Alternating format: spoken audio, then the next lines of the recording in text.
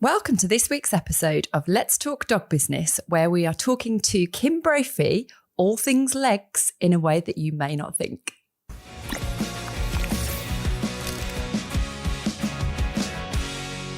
Oh, Kim, thank you ever so much for joining us today on this podcast. I'm really excited to delve into, I don't even know where the conversation is going to go, but I'm super excited to have you here and to get talking with you. Yeah, thank you guys so much for inviting me. I'm happy to be here. No, it's going to be amazing. We've been really looking forward to this. I have been looking forward to this. It's going to be good. So for everybody listening who may not know who you are, please tell everybody a little bit about yourself and the journey to how you've got here. Yes, and I will avoid a long rabbit hole because I like most stories, it's long and complicated. But long story short, I was a kid that was always really obsessed with dogs. Grew up in a major city in the U.S. when dogs were still loose. So had a interesting childhood experience where dogs were still free roaming in the United States at the time, which is, of course, no longer the case. And then decided that I wanted a career working with animals. And at the same time, thought I didn't want to be a dog trainer, which is kind of one of the ironic twists in my story because of some experiences I had when I was younger in the dog training classes that I attended. And I did not like the model that I experienced. So I went to college and was able to get a degree in the applied relationship between human and animal behavior with the thought that I would be working just specifically with service and therapy dogs. And at the time, the Delta Society was kind of leading the positive reinforcement movement and things like that. And that was very appealing to me. So that was what I thought I would do, was just train service and therapy dogs. And then the field of behavior consulting was kind of being born the year that I graduated, with the IABC becoming more prevalent and people appreciating that there was kind of a different role in addition to being a dog trainer for solving complex behavior problems.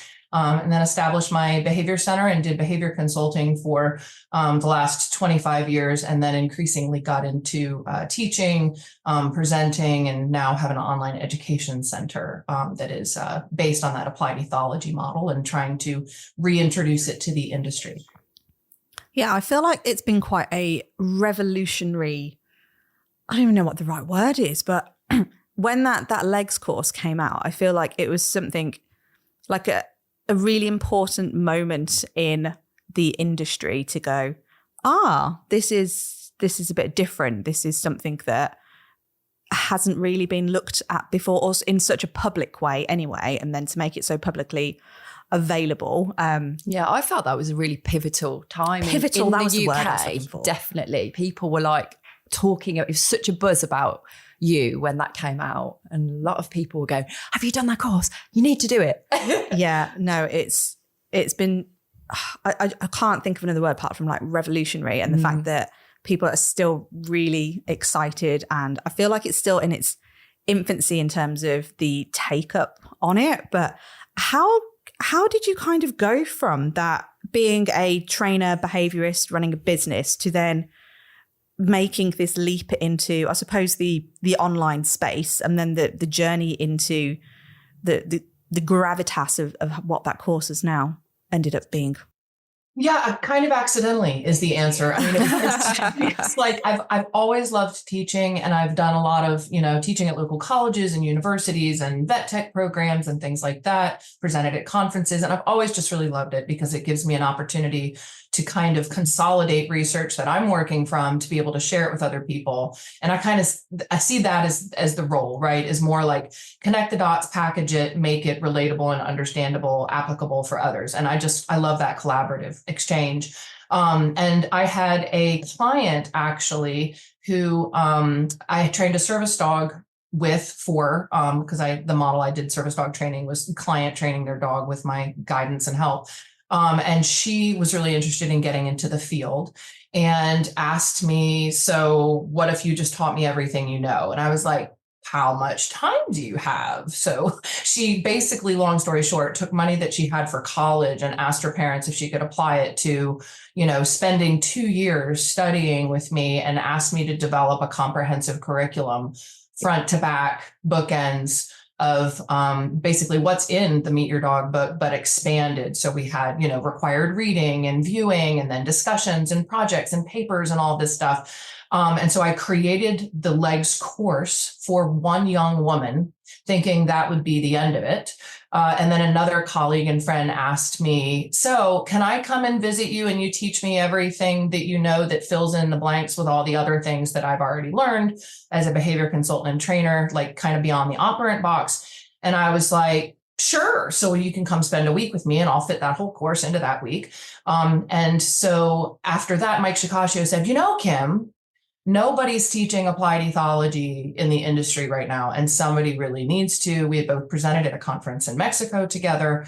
And he said, you should do it. And I was like, well, I don't really want to do an online course. And he's like, I'll help you. And he did. And he was absolutely wonderful in inviting me and then helping me get started with the platform. And I just jumped. It was just a leap of faith because I had to have our other lead consultant take over my client load in order to be able to do it. And she was able to do that. And I guess the rest is history. We've been holding on for dear life ever since, because it was surprising how well received it was after years of the industry not honestly being very receptive. Yeah. Wow. I mean, that's a great story. That's a brilliant story. But yeah, there's so many little facets and nuggets I kind of want to delve into off the back of that. So I suppose that we talk a lot on this podcast about how trainers specifically have fear about doing anything really, and how, I don't know, it's possibly going off too much on a tangent, but that imposter syndrome creeps in on everything, and having that faith and that belief to actually follow through on something. But then also on another weird tangent, you had your training business as well. So to be able to even go all in on looking at the L.E.G.S and the collaborative side of everything, leaving your business open to growing in a different way without you being in it, I imagine is also quite a scary thing. Because we've certainly done it, and we're going through the growth of our training business as well as growing this one. So we can totally relate to that. Oh, who's coming in? You're now in a completely different role again, aren't you? Because then you're having to be a proper business owner now. You've got to manage people and you've got to set expectations. And how did all of that feel to you? And what were your key learnings on going through that journey? Well, that I needed a clone, right? And unfortunately it didn't happen. And so, per kind of a recent Facebook post that I just put out, what I did was I just burnt the candle at both ends for 3 years trying to run both, because I was surprised that the course did so well, as I said. And so it was hard stepping away from the business, and it had consequences. It ultimately was a problem that I wasn't able to be in two places at once. And I didn't really know that would be kind of the long game, right? I kind of had this idea, like, I'm going to create this course and just like give myself a deadline, and I'm going to have to buckle down and put it together. And then next year it'll be like, it's just out there, set it and forget it. And then I can go back to behavior consulting. And that did not happen because of the worldwide community that just like organically grew out of this conversation, as you said, the imposter syndrome, holy cow, is that real? I mean, for everyone in this business, like there's no one in the business that doesn't experience it, and yet there's so many actors in social media in our industry that will kind of project that they don't experience imposter syndrome and be happy to tell everyone else what they're doing wrong.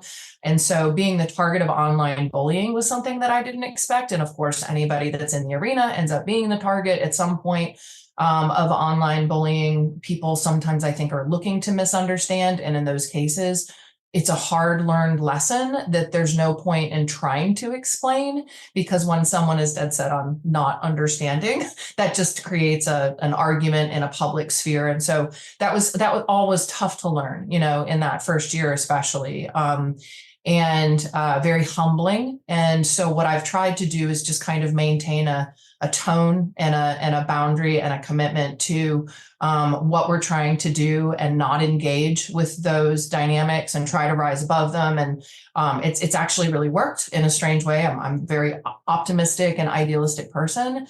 And I know that, I own that. And often, I get disappointed by life and I'm like, oh, people disappointed me again. That's a shame. And yet I go right back to being obscenely optimistic again. But in this case, it's really worked out, and it's invited people to bring their best selves to the conversation.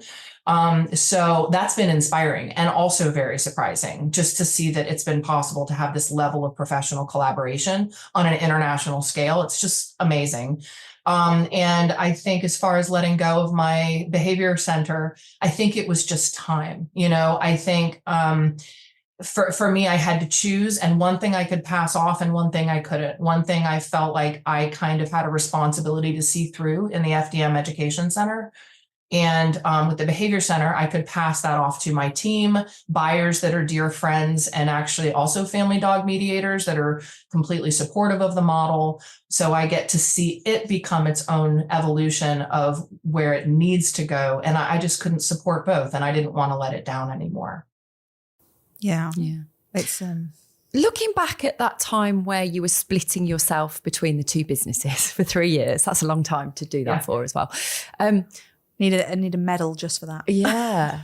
On reflection, what would you have done differently? Oh, that's a really good question. Well, I give myself credit for doing my best, right? And so I can't look back and say I have regrets, because I know I did my best. But I think that I would have liked to have had a better plan, but I'm not sure that would have been possible because I didn't know where it was going. It would have been nice to be able to give my team more of a heads up that I was at the end of my rope. And I think sometimes I'm not good at asking for help. So if there's one thing that I think I consistently fail at, it's saying uncle, right? And so it's like, I got it, I'm okay, I got it, I can do it, I can juggle it, right? And I felt too like my team needed that from me, right? They needed that positive, it's okay, team, we've got it, we'll do this.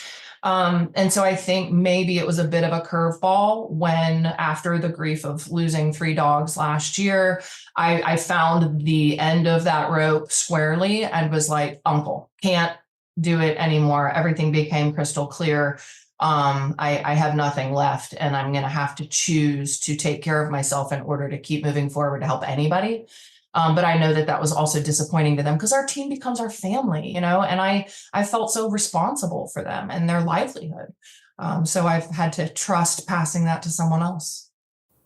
Yeah. How many did you have has your team grown over that 3-year period? No, the behavior center team stayed pretty small. It's always been a team of just a couple of behavior consultants, and then general full-time manager, a full-time assistant manager, and then some retail associates and stuff, because we had a storefront in downtown Asheville as well. So in general, it's been a team of 5 or 7 at any given time. It's really hard, that though, isn't it? Letting go of any of it. It's partly letting it go, but it's also I'm the head of all of this and I should be able to handle everything on my own. And I know I've definitely been in that position where I'm like, no, I've got it. I'm on top of everything. And you really piece by piece breaking apart inside, but you can't let that show to everybody. Yeah. I know. And I think that is a common thing in this industry. Oh yeah. Yeah, I think so too. I think it's common in a lot of industries when you're an entrepreneur. However, in dog world, I feel like it's actually doubled, because you are trying to be everything for the dog and be everything for the person and be everything for the business. Mm-hmm. You've almost got to split yourself in more ways than if you were a standard air quote entrepreneur, if there is, where it's more of a businessy model, because you've got all of these different moving parts and behaviors and emotions and everything to consider, all wrapped up in one.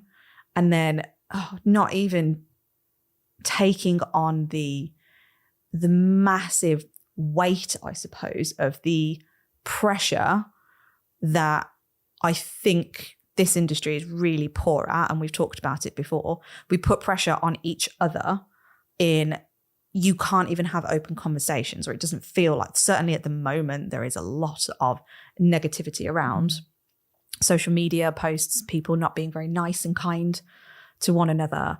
And this industry feels like it's a little bit on breaking point in terms of people are either leaving or burning out or everything because of having to wear all these hats. Yeah. In fact, we're currently going through the process of expanding our dog training business and taking some trainers on board. And a comment this week from a lady who's currently shadowing us and learning all about everything has gone, wow, you have so much to think about and consider, not only with the logistics of fitting everything in, but when you're with the client and adapting to each client and the dogs and the skills that, you know, that's one side, isn't it? The mechanical skills and just your, you know, confidence as a dog trainer. And then you've got the social side. Then you're taking on all of their problems. And we had a conversation with Andrew Hale about his safe space and all of that, because we feel like that's missing as well. Like everybody's taking on these burdens of other people's dogs and their problems, and it can really affect their lives. And that can lead then to that burnout and frustration and lack of, you know, the right clients coming on board, as they say. You know, that's how it's kind of fed back to us. So it is all connected together. Yeah. Yeah. And I really found that, you know, I thought I was becoming like a complete introvert in my late 20s, 30s, 40s. I was like really social when I was younger and loved going out with friends and stuff like that. And in the last like 15 years or so, you know, I do have 2 kids. And of course, that's a social drain on like your internal resources on a regular basis and all of the things that they have going on. But I thought like, okay, well, I'm just becoming like really hermitous. I don't want to socialize anymore because I found I didn't want to hang out with people. I just wanted to be home when I wasn't working and seeing clients and running the business. And what's so interesting, just in the last literally like 6 weeks or so after this transition and selling the company, is that my social battery is back with a fervor. And I think I had no idea how much my interactions with clients and the staff and just the set of expectations that was, you know, obviously put upon me as a business owner. There's nothing wrong with any of that. But you're right. It is so draining because if you really show up for people, if you really show up for your team, if you really show up for your clients and their dogs and their families, and you're thinking about them and like, you know, doing justice by them and trying to adapt to all those various needs, it's a huge drain on our emotional and mental resources. And so that's been kind of surprising. And it's made me realize that I was probably too stubborn to admit that I was getting burnt out. I was like, it's fine, it's fine, it's fine. You know, just that whole thing. And what's been fascinating about the family dog mediation community and the whole group of L.E.G.S students is that I'm finding it's feeding my social battery, like, because it's this collaborative sharing in this way, as you're talking about, say, with Andrew Hale's group and these safe spaces, which are so rare online and in this industry, where you're not feeling alone and drained and, you know, tapped out. You're feeling like, you know, I am able to share ideas, experiences, feelings that I'm having, get validation and reinforcement for what I'm going through, and not judgment. And I think the one simple rule that we've had in our group of check your ego at the door has been mind-blowingly transformative for what could happen in there, because we will hold people to it. There's no, you can't make other people right or wrong. Like, it's not allowed. And so you are allowed to ask any questions, inquire, be curious about things you don't understand, share your own observations and experiences about things, but you cannot judge other people publicly in that group and create that kind of tribalism that frankly is, I feel, destroying our industry right now, with the poor public and the dogs being the kind of fallout, right? Like they're just completely confused and have no idea which end is up in terms of what resources they should be seeking and what the standards of practice should be, you know, what kind of services they could expect, because our industry is in shambles. And I'm really hoping that we'll be able to have kind of a revolution like in this field and be able to kind of find the middle way moving forward, instead of continuing to just be so cruel to each other. Yeah, it's a powerful word, that, isn't it? That it's shambles of what it is. And I think it describes it beautifully. And it's certainly our mission to actually be part of this change, where hopefully we can uplift it and get everybody working more collaboratively and stop the burnout. And it's a big old mission when you start thinking about it.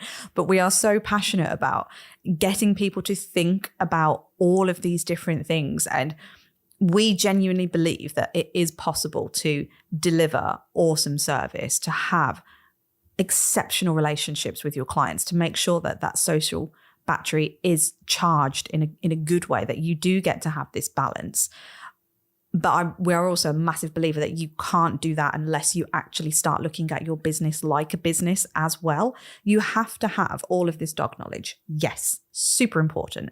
You have to have the skills. You have to do all of that stuff. But that on its own, in our personal opinion anyway, it is what's somewhat leading this industry into that shambles area, because that's where the 100% focus is on, and we're not creating a profession which is professional.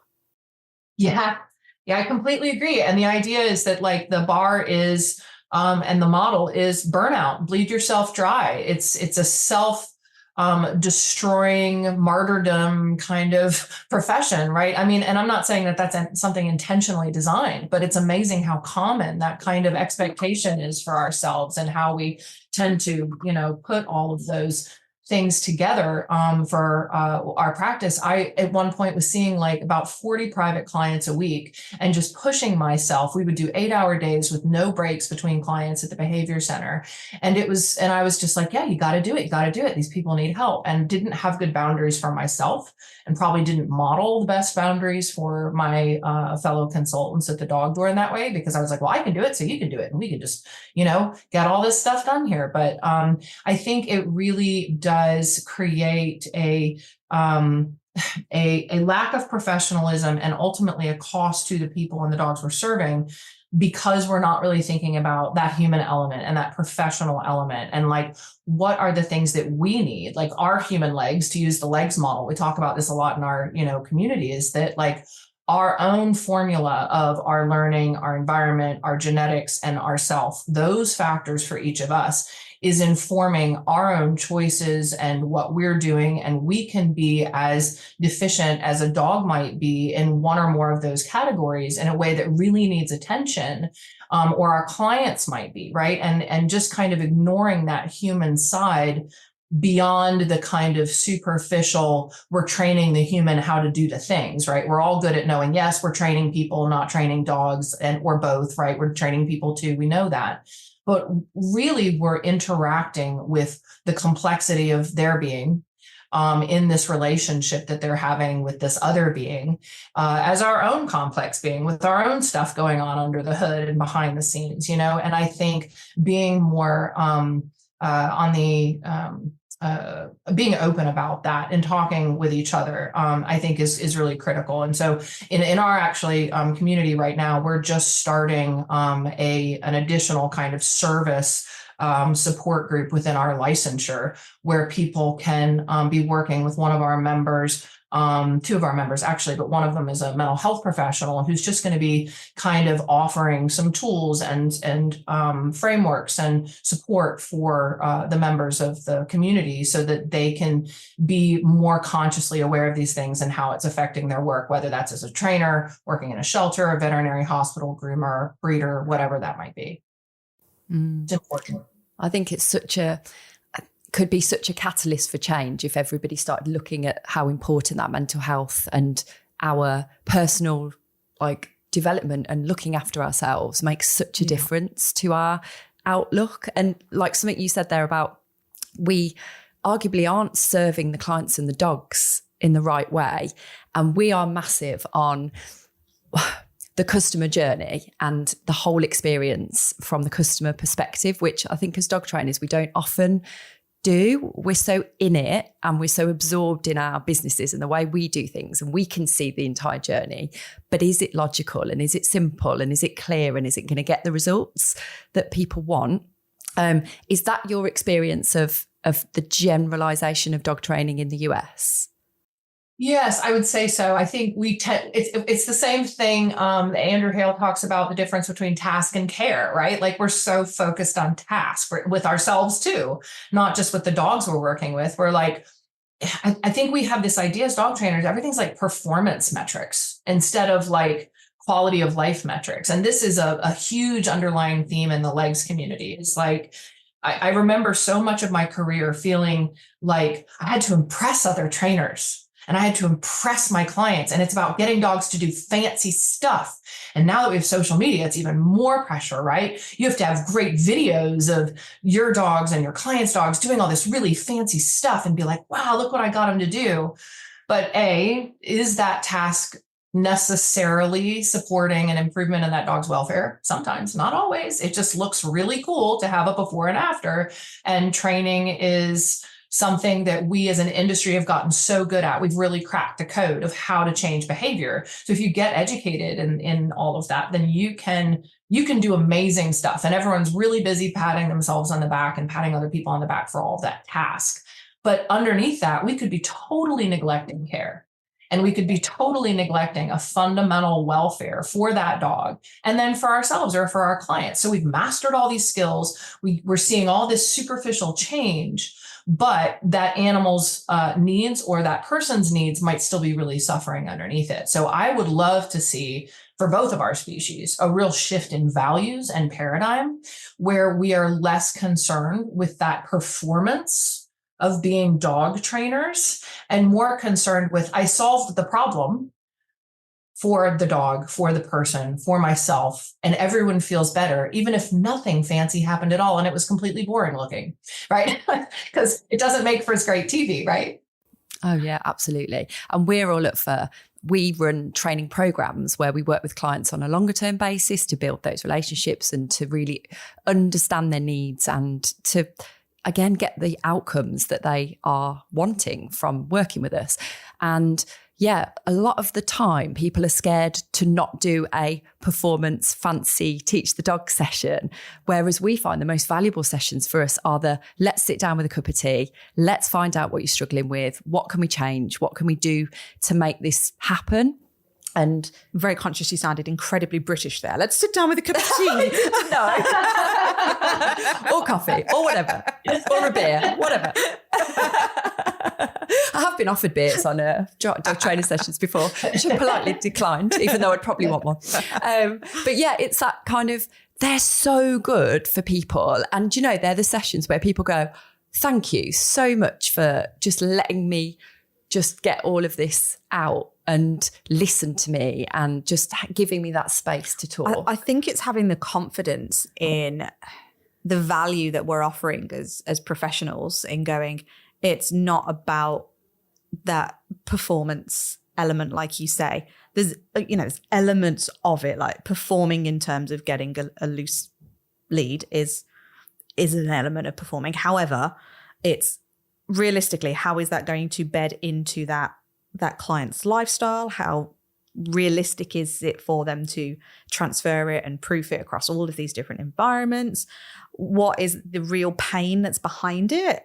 Do they just think they need to have a dog that walks nicely on lead? Does it actually bother them? But if we're not investing our time in thinking about the human half of that relationship, our brains can immediately go, yeah, I'm like awesome at dog training. Of course I can. And I can fix it, air quote, I can show them that dog can loose lead walk in one session and then ta-da, we're done. So people are actually mortified when we've been saying people that if people have signed up with us for an example like loose lead walking, we enroll them immediately on a 6-month program and inevitably they end up staying with us for about 12 to 18 months because guess what? We're not just working on loose lead. Right. But it's you've got to have that confidence in yourself, haven't you, that you're giving value. Like the amount of, and this is where I really struggle when I look at this industry. We invest so much time, money and energy into our CPD, our consistent and constant learning of dog knowledge, yet we're pricing those services at a pittance where it's not sustainable to continue in this industry and live, and people are then doing double jobs. And somehow it's a bad thing if you charge enough to pay your bills. Right. Yeah, completely. Yeah. And I think you're so right that it's always just like the tip of the iceberg, whatever's brought to us, and the client kind of like list when they're calling of all the things I want to change or address or what have you is always just kind of their experience of the dog's behavior. It's not the whole of the dog's behavior, and definitely not the whole of the dog's welfare or needs. And so I think that moving into a model where we really are, I'm sorry, I keep getting photobombed by my cat here. He's the one I'm over here being like, he's trying to step on the computer, which will probably turn off the podcast. So anyway, the hands out here, I'm like, what are you doing? But I had that experience constantly too. And it's actually really beautiful when you have confidence in that process, because you're really changing people's lives when you say, I know you think it's about just pulling on leash. Instead of saying, okay, my job's come in, make the dog quit pulling on leash. Here you go. Bye. That'll be this much money. Right. But that relationship model you're saying, instead of that transactional model where you're saying like, I'm invested in you as my client, as a family, you and your dog together as a unit. It's why I love the family dog mediation model. It's like everybody matters here.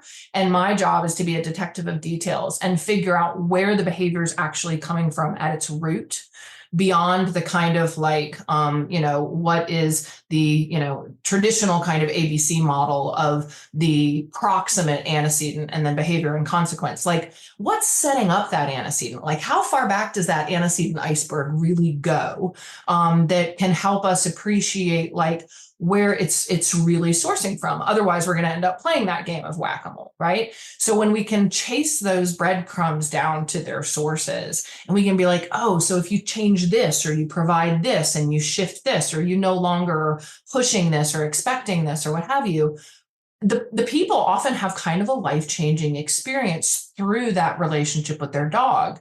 And that is like, that's it. I mean, that right there was like what filled my cup every day and pushed me to get out of bed and make myself bleed myself dry. It was just that experience was so highly reinforcing for me. And I think most of us want that. It's not that most of us are in this industry just to get dogs to do cool stuff so we feel cool. I think most of us really care about dogs and people, but we find that it's hard to do that if we don't have good boundaries for ourselves, and frankly, the way we're treating each other is making it harder for everybody. The cruelty on top of that existing imposter syndrome that so many people are treating each other with, it's appalling. And I also know it's not intentional. Like for myself, I use ethology a lot to understand human behavior in a way that really helps me feel much better. And I can put it in a framework. We can share that in our community, talk about human psychology research and discussions related to kind of the source of tribalism and the need to belong and like the fear of rejection and kind of how that comes into play for us as we're working with dogs. Because it creates less judgment for me of the people who are judging, right? I don't want to just create part of the problem by judging the people who are judging. I want to be able to transcend that too and say, I get that the place you're coming from is really true and authentic for you because of your legs. And so I can just try my best to hold my truth in that and just move forward in a way that isn't adding to the conflict. Yeah. That's such a good aspect, isn't it? That you look at the person and they've been made to think that certain way because of their experiences and genetic makeup, but all of that stuff, it relates so well together, doesn't it? I everything to me just like interlinks. And since I've become a parent, so I've got a 2 and 4-year-old, so we're still in like lovely toddler years. Yeah. They are definitely, it's the dog years I call, because there's similarities. They're puppies. Yes, they are. You're proper puppies. But ever since becoming that parent and then using the dog knowledge and experience that I've got and literally applying that model to my parenting style, and the amount of judgment I get for how I parent the boys, they're like, oh my gosh, like you're giving a 2-year-old choice? I'm like, yeah. It's like, why? But it's so interesting. And I just see the similarities across owning a dog to, I was going to say owning a child, to having a child or being responsible for a child. They're so similar in the expectations of what that small person, that small creature can actually do, and where that knowledge comes from, and how their experiences will lend to how they react to all of that. And again, like having that ability to hold your own space to go, look, I know that I am educated enough and I have experienced this and I see the results. So I have full confidence in my knowledge and my ability to deliver a program that will help you get to a better solution with your dog. And that will be a journey because, hey, it's not just about fixing that loose lead. Mm-hmm. It is about everything else. And then that's where that business element comes in and going, well, if I market it like that, nobody's going to buy it because they're thinking, I just want that thing fixed. So then we have to get clever in terms of really putting ourselves in the mindset of that client, but then taking them on that journey. And I genuinely love the way that we deliver our programs because the relationships we get off the back of it, I genuinely feel that we are making more of an impact, one human being at a time, over a period of time, that they are then going to start treating their other humans in their lifestyle differently because they're aware of psychology a lot more, because you're naturally bringing that in. They are aware of dogs more. So if they get another dog or if a family member gets another dog, they will interact with them differently. And hopefully it's a movement for future years, not the immediate wins for right now. Yeah, and it's learning on a deeper level because we are thinking en masse a lot of the time as dog trainers, and we go, we need to get this message out to all of these people really quickly so that we can make a shift. But actually, like Joe just said, doing it one person at a time might be a bit slower, but look at the depth that you can go into and look at the changes, the internal changes you can make that they can then spread to other people. So it's not just us preaching to people, it's you're intrinsically feeling different about it and you can spread that message. Yeah. No, it's so interesting that you say that because I remember early on in my career, so like it's embarrassing, but when I got my degree, one of the most popular books, one of the only books, in addition to Sarah Whitehead's and a few others that I had at the time, but like popular dog training, of course, was like Monks of New Skeet. So here I am like reading this book while I'm in college and trying out basically everything that I'm reading, right? On my poor guinea pig Australian Shepherd that was just the brunt of all my youthful experimentation on what on earth all this stuff is. And I remember the feeling that I had inside when, say, I alpha rolled her. Here I am, 19 years old, 20 years old, like reading this book and being like, oh, you were barking at something. I didn't want you to. And I alpha rolled her. And first of all, I just felt like a jerk. But second of all, what I found was in that period of time where I was like, well, I'm trying this and I have to try to like be this person or whatever. I found that treating her that way was affecting how I was treating other people. And like, it made me have this impatient, control-oriented, like, don't do that, whatever. And it was like infectious, right? In my being. And as a person who like, that wasn't even part of my natural inclination as just a human. And I remember thinking, oh my gosh, whatever we do with our dogs, whatever we teach people to do with our dogs, we're practicing that behavior. And it's going to come out towards our friends, our kids, other people, dogs, whatever. Like, and so I think you're so right. It's like maybe a little kumbaya, but I think we are actually changing the world, improving the world, one person, one family, one dog at a time, by holding true to what we think is the most deeply important in that process of mediating that relationship and whatever conflicts are there. Yeah, it's pretty powerful, really, isn't it? When you actually stop and think about the impact that we're having. And to me, again, it comes back to we are desperate for people to see the value in what they are doing. All you people that are listening now that are working with dogs, you are part of this movement. You are creating this change. You are something special because not everybody can do this job.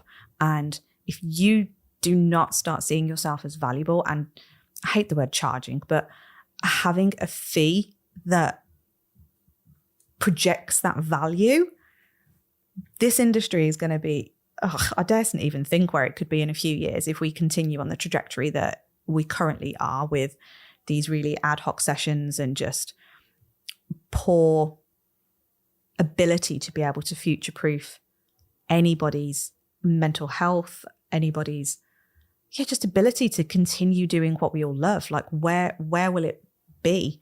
All of these CPD providers, what are they going to do when there's no dog trainers left to be able to deliver? Yeah, absolutely. And it needs to be like about the quality of services, as you're saying, that feels authentic and complete, where we're charging accordingly for that service confidently. Instead of what I often see happening is, the clients are complaining potentially about the money. People will lower their costs, increase the numbers, reduce the quality of services just to make ends meet. And I don't think that that's an ultimate service to the professional, the family, the dog, any of it, right? So kind of stepping back and saying, like, how can I give more to each family, starting with the moment that they reach out and are looking for help, right? So like the way that my company was run historically is very unusual in the industry. And I understand it's not that this is the way to do it, but I'll explain why we did it this way. There's lots of different models you could follow, but we had a designated person answering the phone Monday through Friday, 9 to 5, answering questions, calling people back within 24 hours, spending upwards of 45 minutes potentially on the phone with each of those clients in that moment when they're reaching out for help, to give them hope, to at least give them something to get them to their appointment, not necessarily behavior advice, but just some kind of like practical management stuff that we would teach our team, so that like if it was a safety issue with a child in the house or the person is getting bitten by their own dog, they feel like someone is there on the other end of the phone to help them in that first moment. And for us, we felt like that was a big justification component for why we charged what we did, is because we had complete and total customer service. And once you were a client of our company, we were always there to help you navigate the struggles as you move forward. That said, what I see is so many professionals wanting to be that for their clients, but they don't have an assistant. So they literally have given their cell phone number to every single one of their clients, and they answer those calls and those emails morning, noon, and night and weekend without that personal boundary in order to say, now it's time for me to go be with my family, myself, recharge my battery, etc. And that just leads to further burnout too, because we're trying to do all the things and wear all the hats instead of asking for help. Yeah. And I think this is where it comes back to your messaging and what it is that you're trying to, you're trying to attract in the first place, because then you'll get a manageable amount of inquiries from the right people. And then you can probably start to manage it on your own if there is only one of you. So, again, if you look at your business why and purpose and all of those things, and that will help you then put these processes in place that prevent the burnout in that kind of perspective. Yeah, they as well. almost, it's all intertwined, isn't it? Yeah, they create the boundaries because you're systemizing everything. So for anybody to get in touch with us, it's to book a call, and there's a link on the website which has access to our diary, and we set the diary hours as whatever they are, and people can book a call in with us. And if it's more urgent, we'll go, right, message us. But again, in reality, and having done this for collectively like 25 years now, realistically, there is nothing that urgent that can't wait for a few hours, like overnight or the next day, or something where everybody's a little bit more. Because realistically, again, like even if it is the worst case scenario, and I think that these are rare, but you've got a dog that's like biting and it's the middle of the night. What are you going to do in the middle of the night? Right. Like get out of bed and go, I couldn't do that. I've got the kids. No. And then I'm going to get myself into such a state that I can't go and help. But then how often does that happen? And how much do I need to do that? And those boundaries of going, actually, no, these are the hours that I can work. These are the things that we're doing. Funnily enough, we've been doing loads of diary work over the last few weeks in going, right, this day we're going to allow this time for the training business. We're going to allow this time for the business coaching business. We've got podcast days in the studios booked in for the next year. We've got my uni days booked in for next year because God help me, I've got another year left of that. We've got all this stuff, but we have to plan it and then go, right, here are the boundaries. This is where I'm going to spend time with the kids. This is when we're going to do this. This is when we're going to do that. And everything slots in and around it. But it's so clear because we've done that pre-work of we know exactly what we want the business to achieve. We know exactly how we're going to achieve it.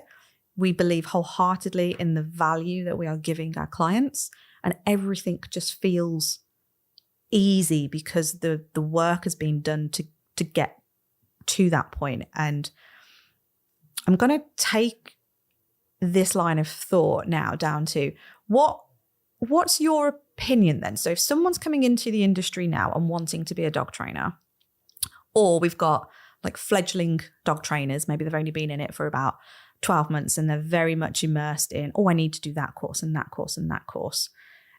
To me, I find it really, like if somebody asks me the question now with one of those two scenarios, I genuinely don't know how to answer it anymore and going, I don't know the best way for you to start, because which course do you do? Do you even do a course? Do you go straight into thinking about business? Because it's all important. So what do you think about it all? Because I'm a bit stuck. I think that it's such an important question, because what we don't have is like the clear career path. Our industry is totally lacking a traditional career path. And I think in part it's because it's been built around a model that I think is fragile of the pet concept. And I think as we're hopefully shifting the paradigm towards realizing we're sharing our lives with this sentient being, right, that happens to be captive and living in our homes. And that creates a lot of complexity, right? Just kind of starting with the reality check for me, all right, that's my own personal bias, I think then helps inform what's next for professionals. Because I think if a professional kind of comes at it with the model that they have been taught of dogs equal pets, that's what they are. So there's this job where you can train them to be good pets, because all dogs have to be trained to be good pets. Instead of thinking dogs are a sentient being like any other being on the planet that for thousands of years and still doesn't need humans to come in and teach them how to survive and live. We're not out there micromanaging every other species on the planet so that they can function. And yet we actually have come to believe that that is the lot for dogs, that they're just blind fools and idiots. And if we don't train them, that they will be unable to function, instead of realizing that a lot of the behavior that we're seeing is a product of the captive conditions that characterize the last few decades. And so they're struggling to conform to these new set of restrictions and expectations and things like that. But so if we shift the lens first, I think it can help inform what is the most appealing path or niche for us within this turning tide that we are right in the middle of, because it's a weird time to be joining the industry. It's really confusing. And so of course I'm biased, but one of the things I love about the L.E.G.S curriculum is it's a good plug-in for whatever someone's already doing or is gonna do, because what it does is it gives you the reality check of, from an ethological perspective, from the natural sciences perspective, before you start changing behavior, understand where it's coming from on a universal scale for all organisms, for all of life, what it's for, right? On that ultimate evolutionary kind of timeline, like what are those levels of functions for all of the behaviors you're seeing? How does a natural selection, artificial selection work to create all the behavior we're seeing now? So before we set about trying to kind of manipulate it or squish those square pegs into round holes or whatever it is, or just even manage it in daycare or a veterinary environment or whatever, I think understanding that first, then will direct whatever feels right for us next. Because a lot of the students in the L.E.G.S community have been in this industry for decades, and they're finding that the course is actually giving them permission to change directions professionally in ways that they've kind of been wanting to and feeling at their core for a while, but they break the mold of what's currently out there in the field. So there's been that kind of hesitation, but then they get all that scientific validation and substantiation for what they've been observing and experiencing, that then frees them to say, you know what I'm going to do? I'm going to actually create a canine behavior enrichment center. That's what I really want to do. I want to do that more than I want to be a trainer at this point. I want to be able to provide for those dogs' needs to prevent and resolve behavior problems first, before we say to the dog, hey, I need you to change the expression of your behavior based on the expectations of myself and this other human. We can actually provide those resources in our community and like totally revolutionize the industry by coming up with new business models. So, I mean, again, all that said, like, I think there's just so many paths. I think part of the problem is people figuring out which is the right one for me. And there's tons of great courses out there about how to work with dogs in a variety of capacities with different specializations, whether that be aggression, separation anxiety, resource guarding, whatever. And I know so many colleagues that are putting out amazing material. So I think kind of listening to yourself and finding what really speaks to you about this moment in history and our relationship with dogs is probably the first order of things. Yeah, I like it. It honestly, it makes so much sense. And I think you're right. I think certainly somebody coming into the industry now, it is so confusing. I don't know what it's like actually over in the States, but certainly here you've got some key accrediting bodies, which a lot of people feel they need to be part of. However, the way that it's kind of executed, it almost doesn't mean anything because the public don't understand it anyway.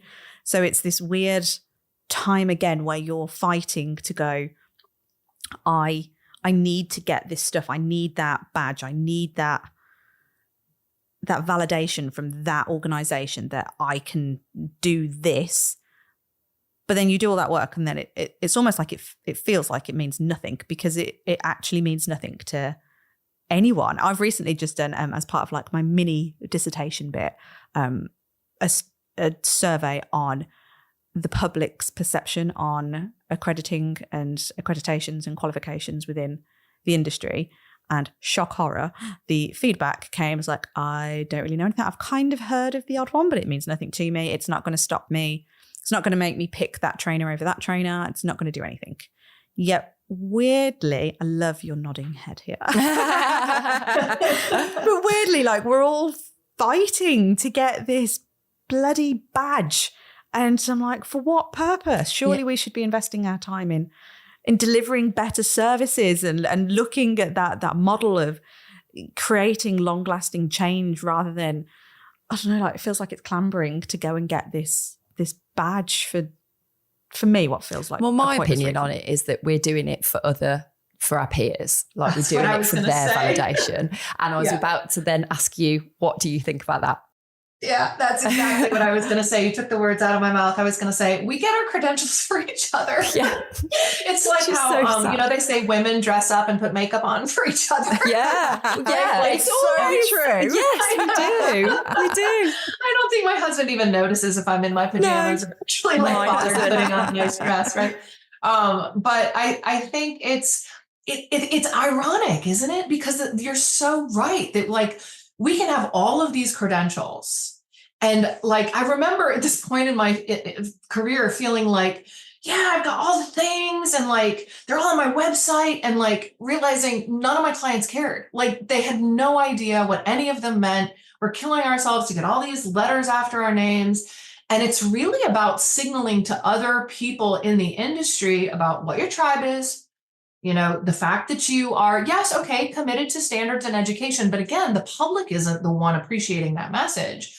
We're doing it for each other. And this is maybe not a popular thing to say, but I think it's become part of a gatekeeping thing in the industry about who's allowed to present, who's allowed to write, who's allowed to have an opinion, for crying out loud, right? So you have to have credentials for anyone to think that you're even worth listening to. And that's another cool thing about our community is we're trying to remove a lot of the obstacles that are in the industry that have been for like presenting, for instance.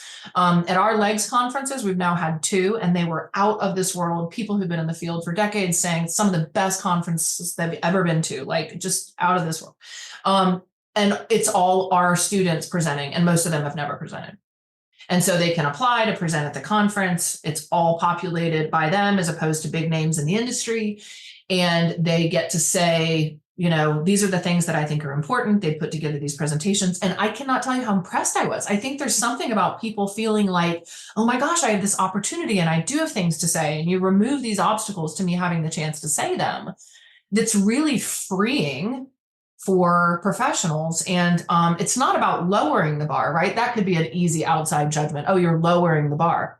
These presentations were mind-blowingly well-researched, sourced, delivered, organized, just eloquently. And I think that's the type of thing that we're really needing, is a reframing of our values and this like stratification that we've had, which probably isn't unique to the dog industry. Like, let's be honest, it's probably a human behavior, tribalism thing, right? Classism thing, whatever, where it's like, I'm better than you, or you're not as good as me, or I'm not as good as you, or whatever that is. And I remember the industry when I first came into it 25 some odd years ago, like going to conferences, and there was this huge divide between the speakers and the attendees. Like the speakers would all go and hang out with each other and talk with each other. And you're like, oh my God, they talked to me. They gave me the time of day. They signed my book. I'm like, I don't like all the fan stuff, right? We're all just people that love dogs and that are like working towards their best interest, and the humans that are also loving them. And I like the idea of like evening the playing field and looking at it more like, actually, this is one of our new catchphrases of forget the ecosystem, join the ecosystem. Thinking of it like, instead of this top-down model, whether it's with our dogs, our clients, each other, of who's better, who gets the control and the upper hand as the puppeteer or whatever, you know, how can we look at it like an ecosystem, like nature's model, where everyone has a niche and a role to play, and it takes everyone to keep it functioning. Yeah. Oh, I love that. I think you're so right about that status thing, isn't it? Can you imagine in the UK a conference where someone speaks and they don't have any letters after their name? Yeah, There's no APDT or APBC or anything like that. Like, it just is unheard of. Wait, do you know what? It got me thinking. So I was in, what's the organisation now? Fab Clinicians, is it? Or something? Anyway, I'd requested to be a member. So I'm doing my uni degree. I've been doing dog training for like 10 years. And then I thought, do you know what? I maybe fancy going for the clinical animal behaviourist title and making myself sound a bit old snooty. And then as soon as I started, I was like, why? Why am I doing this? Nobody cares. But I enrolled with, I'm sure it's Fab. And then I was like, paid for my membership, as you do, because, you know, you have to pay for these things. And then after, about like 5 months, and literally all it got me was access to some webinars and a Facebook group. And everybody in there, again, was very, very much, well, if you're not a practicing clinical animal behaviourist, then blah, blah, blah. And it was very, again, that kind of mix of people. But then they booted me out of it because they said, you're a student, but you're practicing. And I was like, well, yes, because look at all this other stuff I've done. Look at the career that I've had. Look at the reviews. Look at how I train. You haven't even looked into anything about me. You've just gone, you shouldn't be practicing because you've not got your CAB title. And they booted me out. Wow. Yeah. And that has been something I've also experienced from the very beginning. I actually remember an email that I wrote to a certain person in the industry when I was all of 21 years old, like asking them a question about something, right? Very well-intentioned, humble, and overly idealistic that I was. And the response I got was, I'm not answering your question, and you shouldn't even be working with dogs because you are not a certified animal behaviorist with, a master's degree or whatever it was.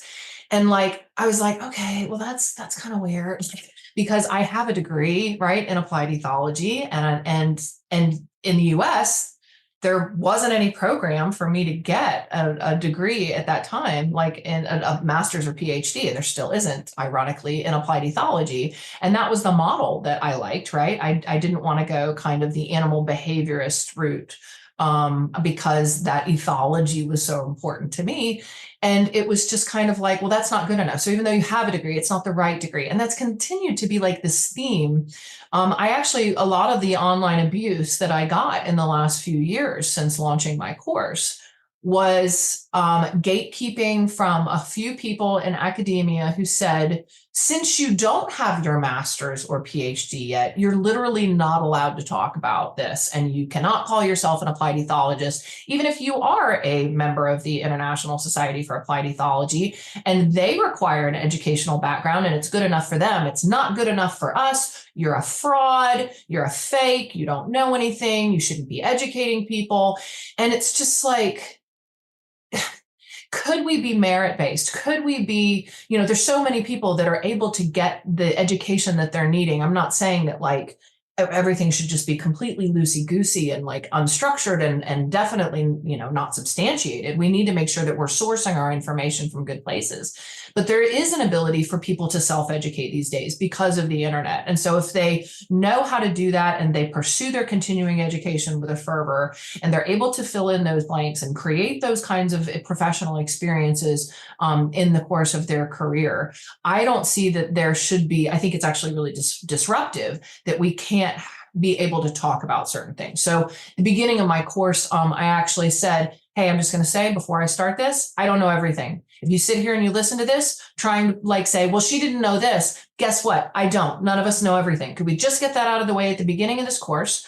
And it still is important that we have an interdisciplinary view of dogs instead of just, you know, applied behavior analysis exclusively, which is what we've been kind of taught to believe is the body of information we need as dog behavior or trainer practitioners.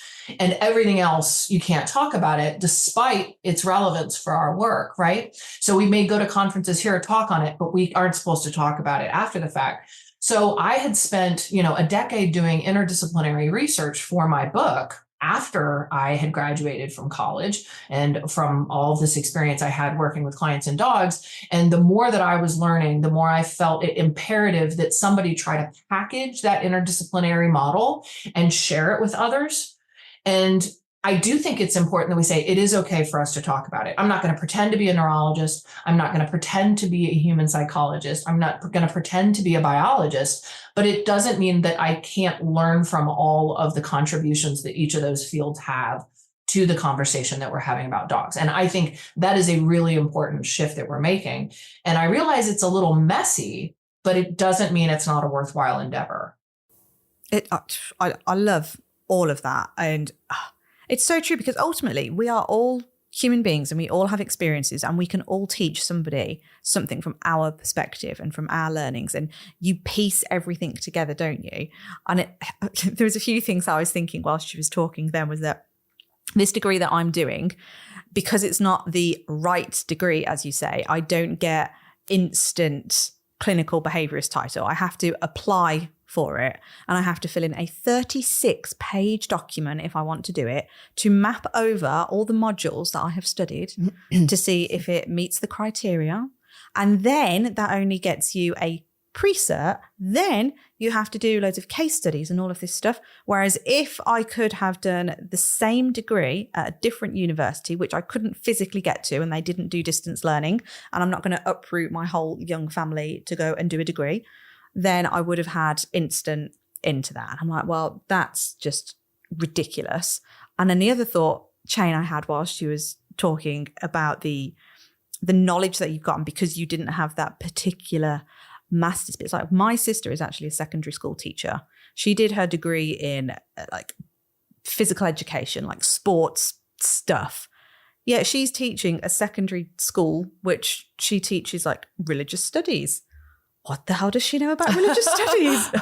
She's doing, what else was she? She told me that she's teaching a module on psychology. And I'm like, didn't you do a PE degree? And she's like, yeah. And I'm like, okay. And this is the generation that we're raising. Yet for some reason, like when we want to get on stage and talk about something because you haven't got the right thing and it's that like minutiae detail, you're a fraud.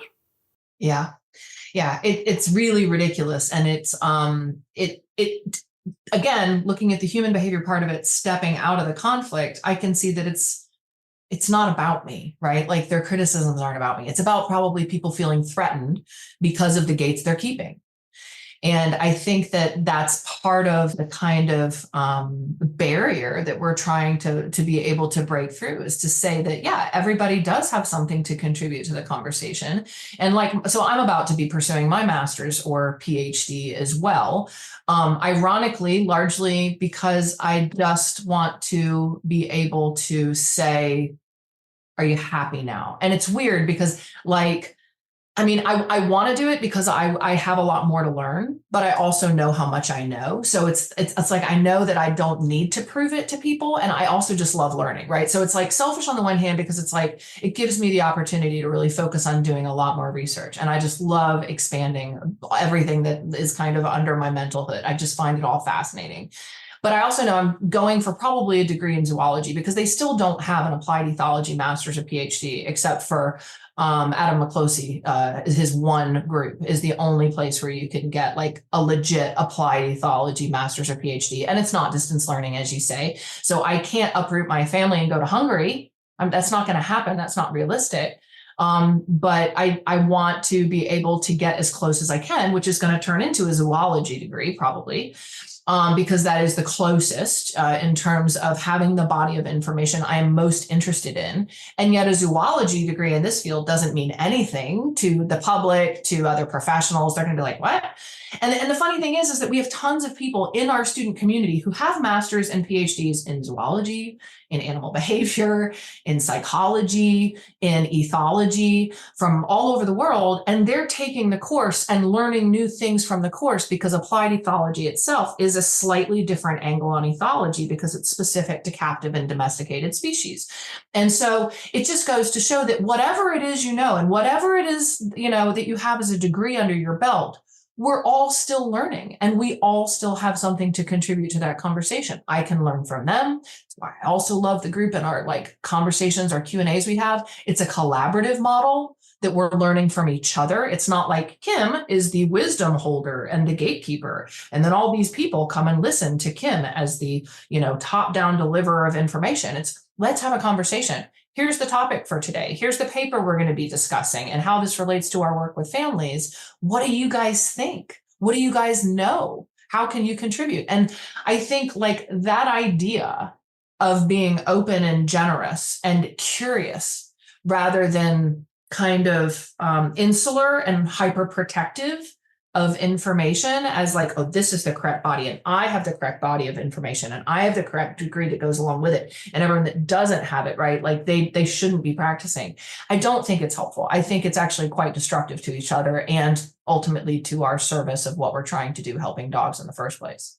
Yeah, absolutely. Because ultimately, you learn things new all the time. So by gatekeeping and doing that protective bit and going, this is the way it always has to be, I feel like I'm not doing myself a disservice today because I'm about to go into, I wasn't even let into another organisation, was I? Because my business model was so far fetched from what they wanted it to be. They wanted your very typical archaic 90s class setup. And I was like, I don't do this. I'll do it for the assessment. But I still didn't do it in a way that they liked because I didn't go in and fuss all the dogs and say hello. And I actually gave the dogs their space and I separated all the dogs into their own spaces. And they were like, you wasn't thinking about the dogs. You didn't fuss any single one of those dogs. I was like, they don't know me. It's not my place to go in. Fuss all.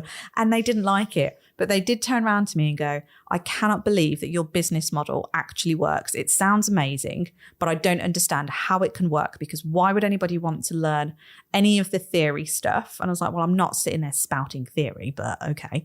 There's elements of it because I was asking people to think about, so why would you teach your dog a down? And I got them thinking and trying to talk about it and they didn't like it. They were like, should have just gone in and taught the down. I was like, oh, okay then. But yeah, they wouldn't let me into that either. I'm not a very good dog trainer, am I? I've been barred from all these places.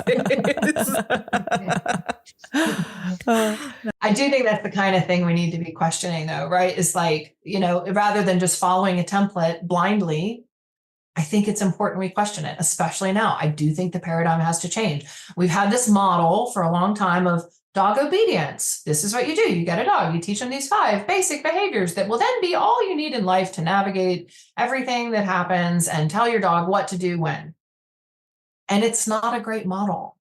It's really not a great model. It is so reductionist for the dog's experience and their potential and your potential to have a relationship with them. And so people spend all this time establishing, okay, this is it. This is what it should look like.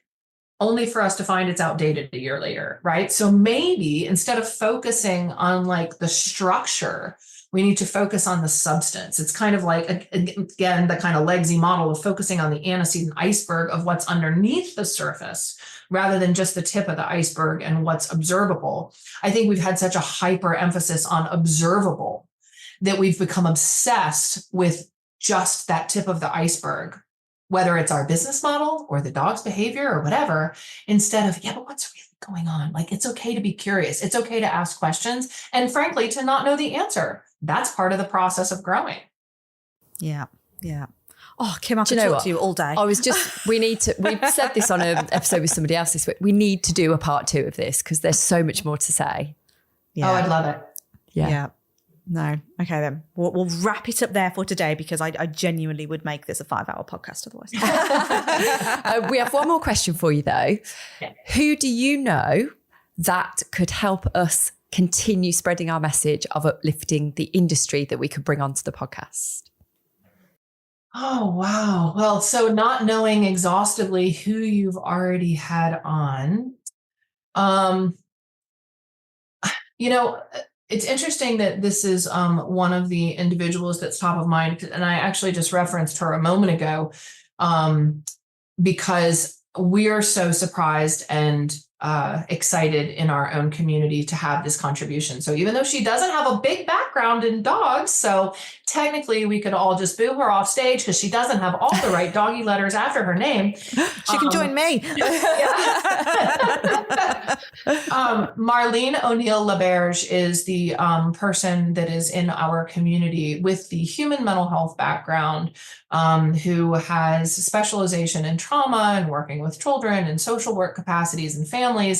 And what she's been able to contribute to the conversation in our community and the dog world in general, I know she's just been presenting on Mike Shikashio's platform as well, has been really remarkable because she's bringing in all of this wisdom from a field that's a little bit further down the road in terms of that professional kind of atmosphere, in terms of having important boundaries for our own self-care, in terms of tolerance of other professionals and like appropriate communication and behavior, especially publicly with each other and things like that. And it's really helping us to appreciate, as family dog mediators, the depth of the human side of this that we haven't as an industry focused on historically, when it's, of course, 50% or more, because the humans are the ones with all the control of what's actually happening with the dogs.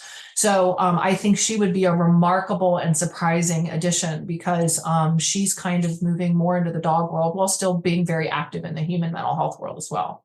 Oh, we'll definitely have her on. Yeah. Love it. Yeah. Thank you. Fabulous. And if people want to find out more about you, Kim, or certainly if you've not done it already, go and do that L.E.G.S course, where can they find out more about you?